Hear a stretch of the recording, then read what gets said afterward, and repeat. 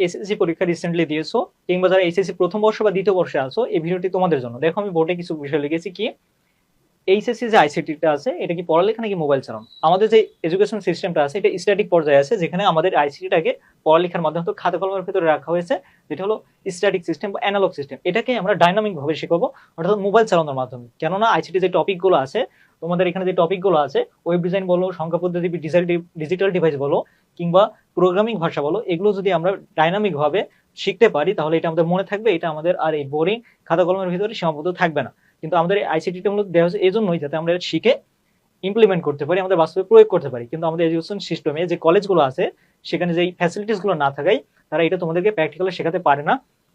এমনকি অন্যান্য যে সোর্স গুলো আছে অনলাইন, সেখানেও তারা প্র্যাকটিক্যালি শেখায় না, তাদের কাছে প্রপার ফ্যাসিলিটিস না থাকে। কিন্তু আমরা তোমাদেরকে তোমাদের এই যে চ্যাপ্টার গুলো আছে, বিশেষ করে 4 নম্বর চ্যাপ্টার ওয়েব ডিজাইন এবং এইচটিএমএল এবং প্রোগ্রামিং ভাষা, যারা তোমাদের সিনিয়র প্রথম বর্ষ বা দ্বিতীয় বর্ষে পড়ে এইচএসসি, তারা দেখবে এটাকে খুব ভয় পায়, খুব কম আছে যারা এটা পারে বা এটা তাদের কাছে সহজ লাগে। সো আমরা এমন ভাবে শেখাবো যে তোমরা এটাকে মোবাইল চালানোর মাধ্যমে শেখাতে পারবা।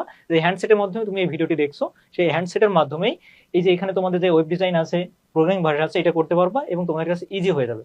আমি তোমাদেরকে চ্যালেঞ্জ দিয়ে বলতে পারি, তোমাদেরকে যখন একবার শেখানো হবে, এই ভিডিওটি যখন তোমরা দেখবা, আমরা এটা অবশ্যই লাইভ ক্লাসের মাধ্যমে নিব, তোমরা এটা দেখতে পারবে এবং ইন্টারেকশন করতে পারবা। তোমাদের কোনো ডাউট থাকলে তোমরা দ্বিতীয়বার এটা নিয়ে আর কোনো সমস্যা থাকবে না, ঠিক আছে?